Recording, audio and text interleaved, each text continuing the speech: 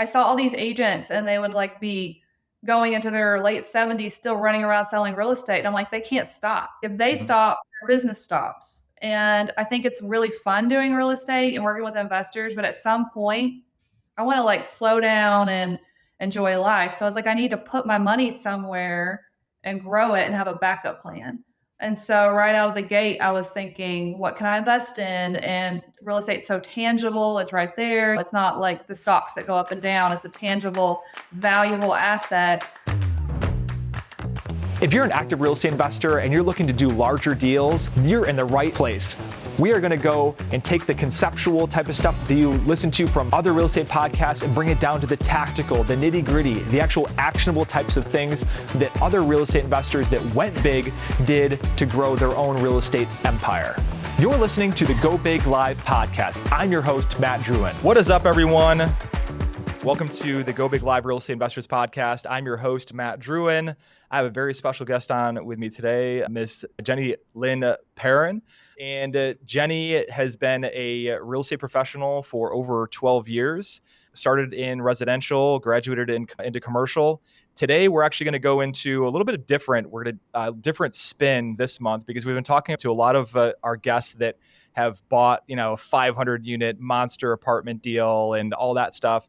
And I want to kind of start diving into other stories, because some people are not going to be starting there when they're swimming upstream. All right. So I want to insert some other stories, the lived experiences associated with them. So we have a really special story on for today, with not only with, Jenny's journey, but also the story of this one deal, which is super, super exciting. So that being said, welcome to the show, Jenny. Hello. Nice to meet you. Glad to be here. All right. Absolutely. Let's start this thing. You were born. Now you're here. What happened in between? All right. Well, I was born in Denver. My parents moved here so my dad could go to seminary. I'll fast forward into when my entrepreneurship started. Southwestern Company, door-to-door sales, Spencer Hayes, billionaire. It's been around 100 years, self-made.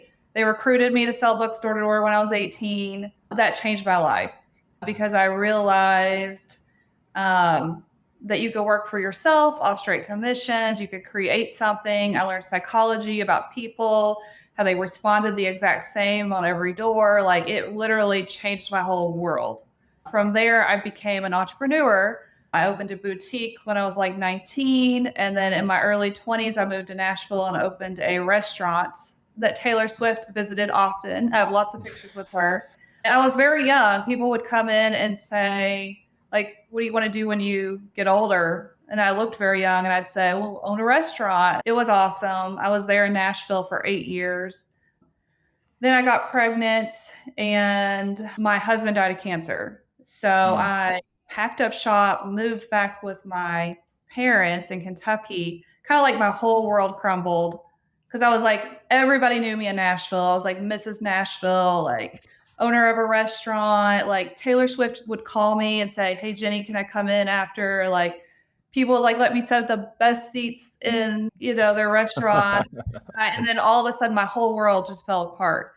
So I moved in with my parents and had my first daughter and basically just did nothing for a year because I was like in shock.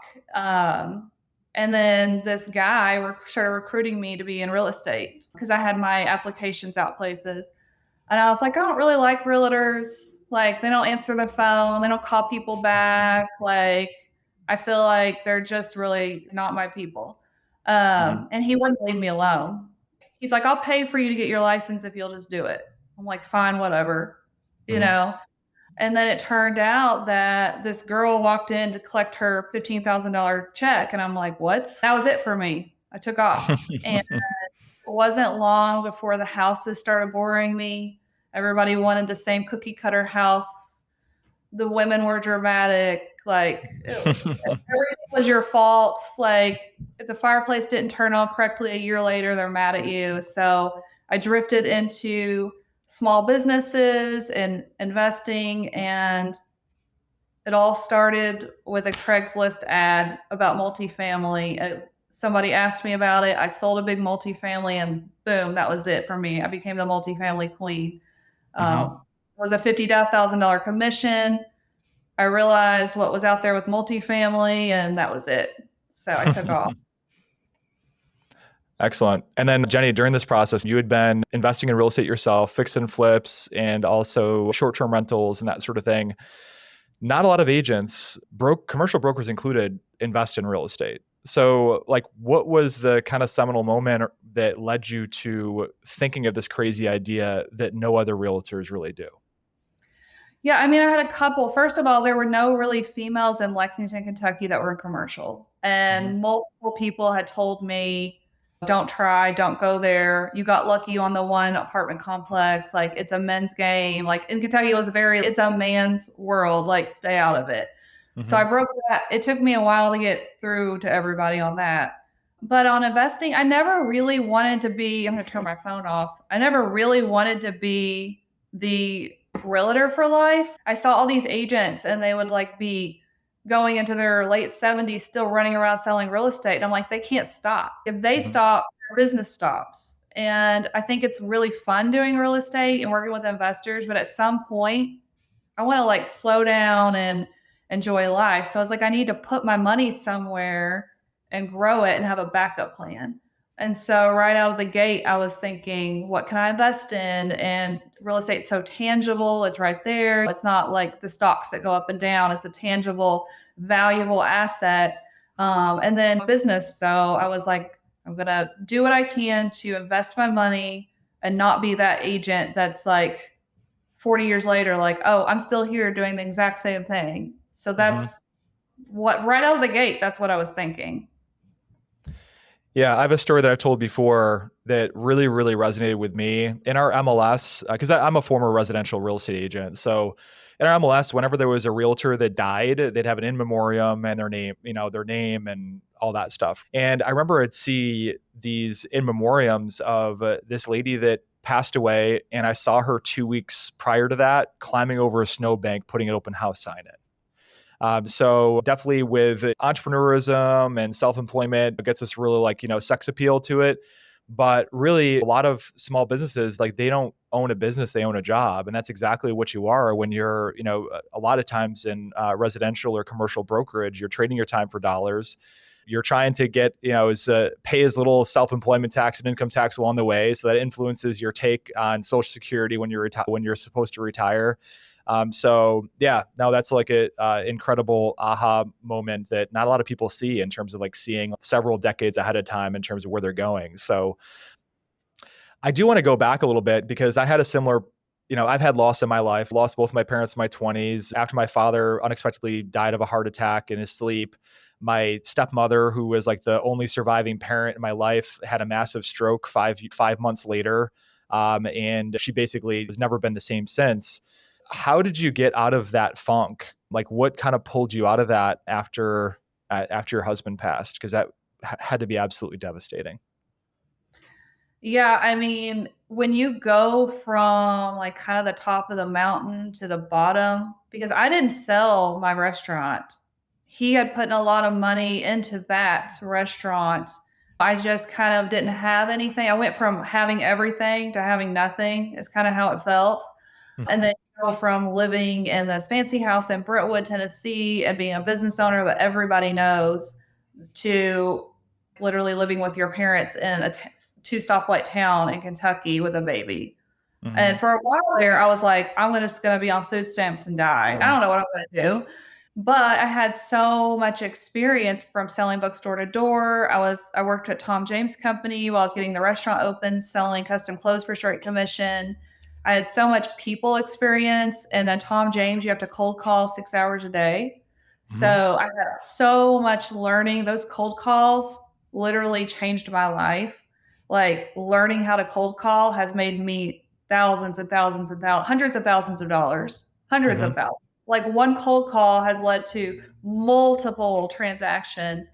And if I hadn't learned it at that job, so I had all this experience, but the depression was like heavy. But when you have a taste of a good life, I think eventually you want it back, Mm-hmm. and you realize it doesn't come from somebody handing it to you. Everything I had, I earned. I went to 60 banks to open that restaurant. Mm-hmm.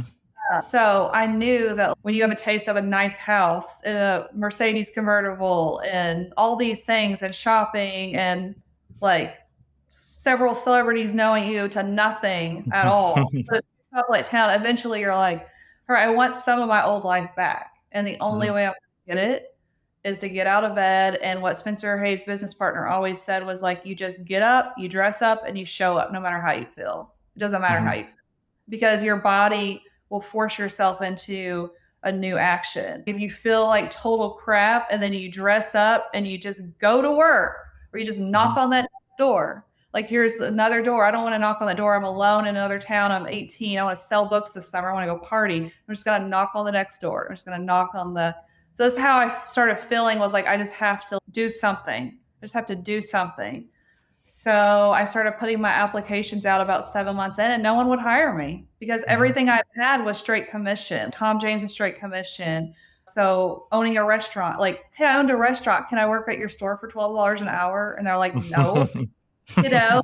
Like eventually I was like, you know what? I don't have anything else to do but to try this real estate thing and see what happens.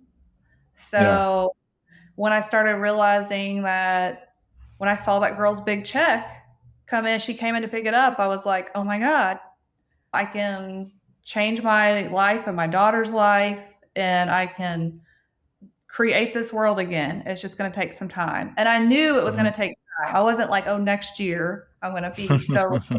I knew, I was like, if I put 5 to 10 years in, I'll be where I want to be. And now here I am. And now I want so much more. But at the time, I wanted what I have now. You know, I wish I thought dream bigger, but I was limited due to the depression and anxiety. But, you know, just put one foot in front of the other and just kept walking, basically. Yeah, no, thanks for sharing that, because I think a lot of people need to hear about that, because we all go through those funks of depression. I mean, I don't care who you are. It happens to all of us. You could be the most joyful, most like positive mindset person in the world, and you know, life can hand you a poop sandwich, and it happens to everybody. So fast forwarding a little bit, we were talking yesterday about the deal. We want to make a case study for this, the unique deal of that salon that you had acquired, which is kind of like outside the box, outside the typical like narrative of what we talk about on the show. But I really want to talk about that deal in specificity. So tell me about that.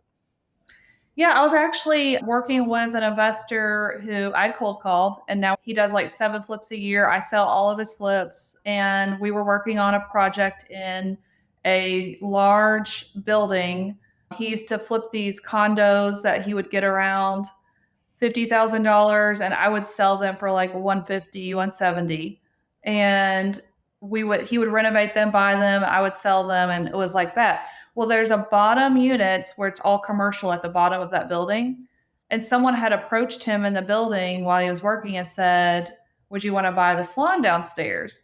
He's like, no, I only flip residential, blah, blah, blah. So he called me, and I was like, yeah, I'm interested, like in the salon. So he said, well, it's going to be around 55,000. Who wouldn't be interested in buying a commercial salon for 55,000? I'm interested. So this guy calls me and he's like, I can do a hard money loan for you. We can close next week. And I'm like, okay, well, I get 3% commission towards this because I'm a realtor. He's like, no.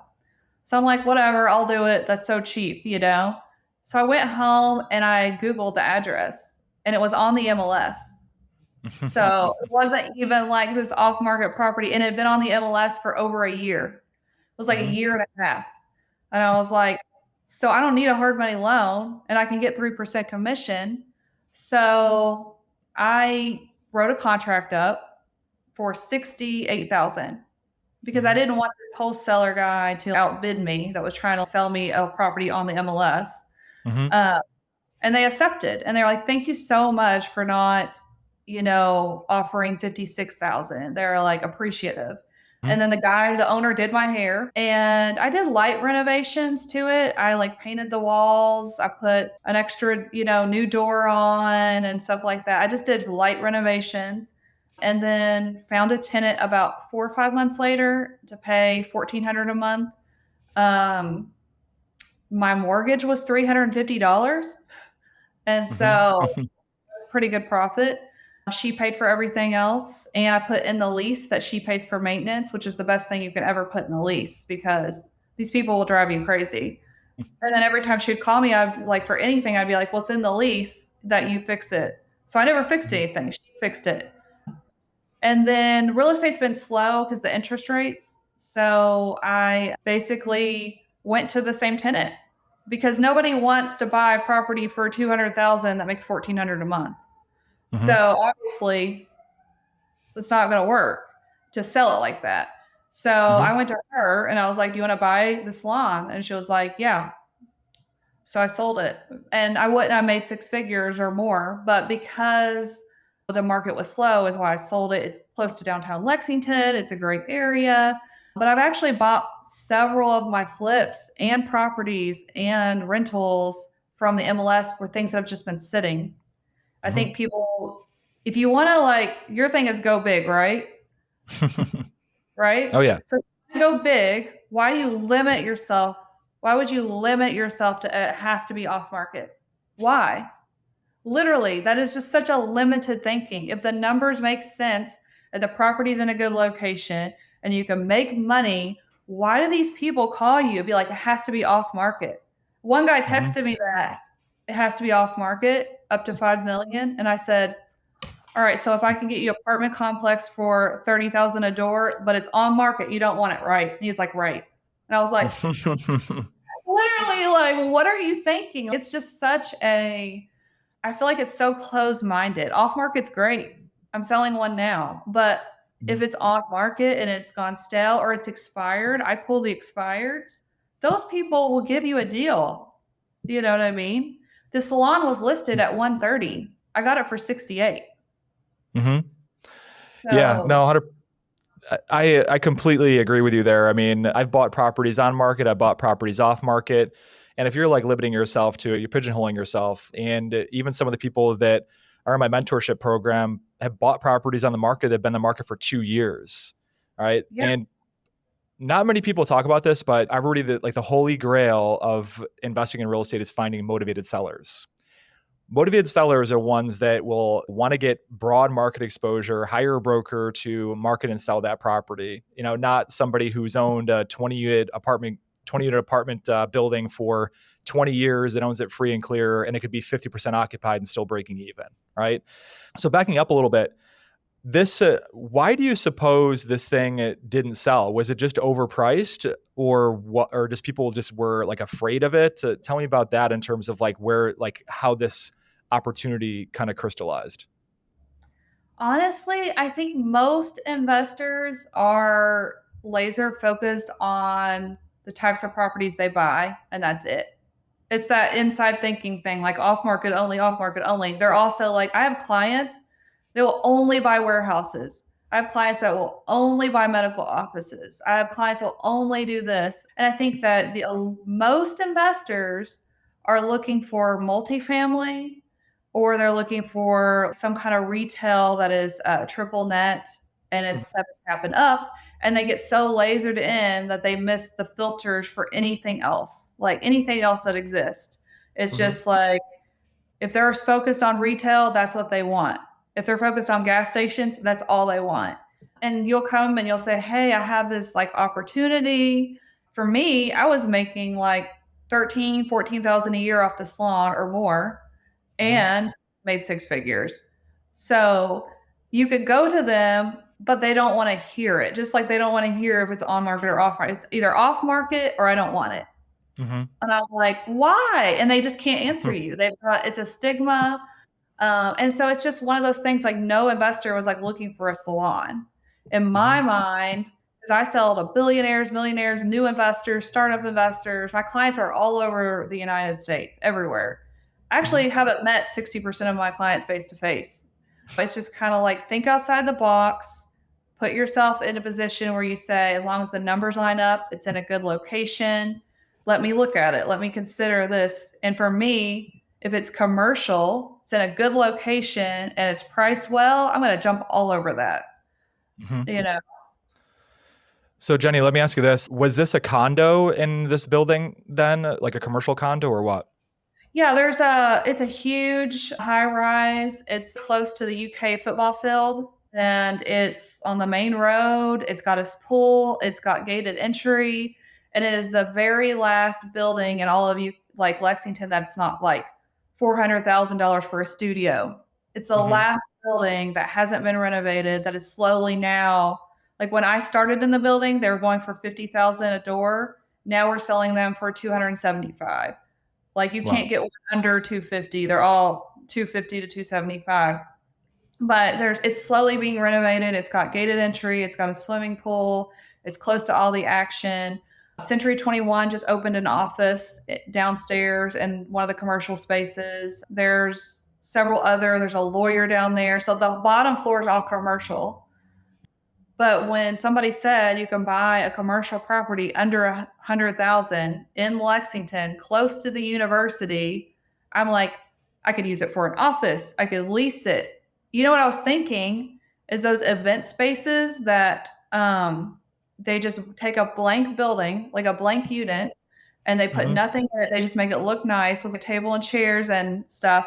And you put it on those. It's like an Airbnb site for events Hmm. and charge like 400 a day. Hmm. And so that's another option. Like I could just make this whole room so cute and then they can do bridal parties and what do you call it? All those little events, birthday parties, and there's only one in Lexington and it's booked out for 3 months.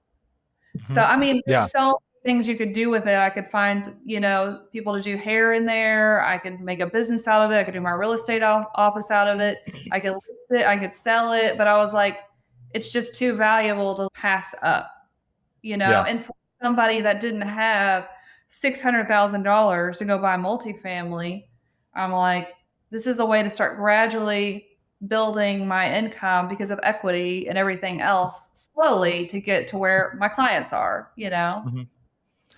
Yeah. So like there was some optionality that was there because did you, I want to talk about the numbers on this in terms of how you put the deal together from a financial standpoint, but was this thing getting delivered to you vacant when you bought it? The guy that was selling it had been doing hair for 50 years, retiring. So he was still in there until it sold. So basically, it was like he had been doing hair for 50 years. His wife was retired. And so he was just done. And I think that people were not like, when you do a search for your properties, you're like clicking on multifamily or retail. You're Hmm. not clicking on all, you know what I mean? And so I think it just got overlooked. And Uh-huh. then because there was somebody in there and it wasn't rented, that's another thing investors do that drive me crazy is if something's not rented, they don't want it. And I'm like, you know how easy it is to rent something? Have your realtor do it. If something's not rented, just have your realtor rent it out for you. It's so easy because mostly, even if it was vacant or whatever, they'd be like, no one's in there. It's not making any cash flow. I don't want it. And I'm like, then put somebody in there and then it cash flows. It's like, I had so many people looking at that property. And the only reason it took me 4 months is because I would rather take longer to find a tenant that was headache free than to just get somebody in there immediately. Because I know that if I just throw somebody in there quickly, they're going to bug me to death and call me every day and make me cry and drive me crazy and threaten lawsuits. And I want somebody easygoing, that's cool, that's not going to be headache free. And that's who I found. I never Hmm. heard from her, like maybe once in a blue moon. And she would do a free facial, give me a free facial on Christmas and stuff. And she would make me Napoleon food and stuff. Like I had the easiest Hmm. tenant. And most investors are like, just get somebody in. It's got a cash flow. It's got a cash flow. And I'm like, what if it cash flows, but then you have to time is money and you have to deal with this person constantly and all their drama, then is it really worth it? So Hmm. having a good tenant was really, really important to me. Yeah, so let's talk about the numbers. Okay, so $68,000. Did you have $68,000 in cash laying around to finance this thing? If so, cool. But how did you put this deal together from a financial stack? I mean, a capital stack standpoint. So I always send my multifamily buyers to credit unions or small mom and pop banks because they'll do 10 to 15% down. Mm-hmm. And so I've given millions of dollars of loans to these banks. And so if I need a favor and I need a loan, I have good credit, they're not going to turn me down. So I called one of them and I was like, can you do this for 15% down? Plus, I get 3% back in commission. So, what is that, 12% down is what I Mm-hmm. had to put. And to me, that wasn't hard at all. Like, I had that times 5 in my bank account. So, to me, it was an exciting investment that was stress free. Mm-hmm. And it was like the mortgage was so low that even if nobody moved into it for a year, like I was gaining equity and not thinking about $300. So to me, it was just like a no brainer. It was a stress free deal. And I knew that 10, 20, 30 years down the road, this property is going to be worth so much money. And I really wanted to hold on to it. But with these interest rates, I'm like, I just thought selling it was the best move for me. Maybe it was, maybe it wasn't, but it was there for backup and I used it for backup. Yeah. So Yeah. And then it sounds like you had some, like before this other operator came in that you leased it to, it sounds like you had some backup plans in the event that it didn't get leased up. Like it could be my office, I could turn it into a little event space, so on and so forth. So having like plenty of different scenarios that you can do as a backup scenario, I think is really, really smart. And the whole key to the whole thing is that, is it in a good location? Because getting a good basis in terms of a purchase price and being in a good location gives you a lot of options, a lot of options. I think location is a huge key. I mean, obviously anything that you purchase over time will gain equity and it's better than having stocks or money just sitting in the bank. So if all you can do is purchase a bad area, then it is what it is. Time will turn that area. But if you can get a good area, like it's okay to even overpay if you're getting a good area because the Mm-hmm. equity will grow so fast and the rents will jump and people will fight over the space and you will be surprised how quickly it changes. Like you'll say, I'm overpaying for this, but then it pays off. So I've seen people overpay for property that are like, thank God I bought that. So, because 4 years from now, this property they've overpaid for is now worth so much money that they're like, I wasn't overpaying. I just thought I was. Mm-hmm. Yeah. So we're wrapping up the recorded part of the show here. I want to go over the numbers on this. So you held this thing for how many years? I held it for um, 4 years, Okay, so 4 years, and then so you bought it for 68, and then you sold it for how much? 175. Oh, how much? 175. 175. Okay, all right, awesome. Yeah, so you had more than, I don't know, 10x to your original investment, if I'm doing my math right. I was gonna list um, it when her lease was up for like 275, mhm. but I couldn't sell it while she was leasing it because her lease was 1,400 a month and it wouldn't have cash flowed what it was worth. So Mhm. I was like, if she doesn't buy it at 175, when her lease is up, I'll sell it for 270. It's like a lot more. But I was like, if she'll just buy it now and I can close in 3 weeks, I'll get this cash and I can move on to whatever else I'm doing or want to do, which is now Absolutely. flip. Excellent. Excellent. Well, we're going to be wrapping up the show pretty shortly, and then we're going to jump into our Q&A with our live studio audience right after this. So in terms of parting words of advice, a lot of our audience members are experienced real estate investors and maybe own some small multifamily 2 through 4 units, and they're looking to scale and swim upstream into larger commercial deals. You're a broker. I imagine you've worked with people like this before. What's your words of advice for those people in terms of what they can do to go bigger? There's about 3 or 4 things I can think of the top of my head. The number one that holds those people back is typically fear. It's not usually finding a financial way. They're typically looking for. I know one guy that's been looking for 5 years and he has the money. So fear is a big part. Just to get over your fears, get over it. You're just gonna have to deal with it and move on. Okay. Like if you die next week, would you be like, I wish I bought that? Like my family would have it. That's a big one. You can actually ask for money back on these big properties. If you're buying a $4 million apartment complex, you can ask for $275,000 back at closing for repairs. So that helps financially. You can pull equity out of your home and out of your other multifamily to help with the down payment. You can do a syndication and group with two or three of your friends or family members to help with the money. There's so many ways to come up with the money. I would say the biggest problem with those people is most of them are too scared and they will buy a duplex, this or that for several years.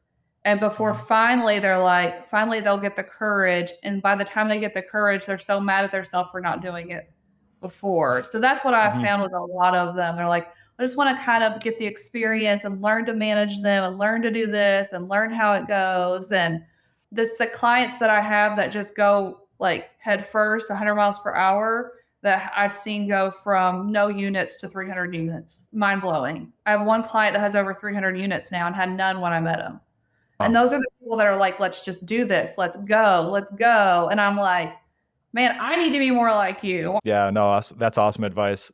All right, Jenny, we're going to get into live Q&A with our studio audience here. So if you're listening right now and on Apple or Spotify and you want to get in a live Q&A with absolute titans like Jenny Lynn Perron, Beth Azor, Paula Nichols, Sherry Llewellyn, Ashley Kerr, all of these powerful women in real estate, you got to join our Facebook group. It's Go Big Live Real Estate Investors Group on Facebook. Extend a request to join and I'll let you in so you can actually get access to these episodes months in advance from when they get dropped on the podcast platforms, and also have live Q&A as well. So that being said, thank you so much for being on the show, Jenny, and we'll look forward to talking to you in the green room after the show. Thank you.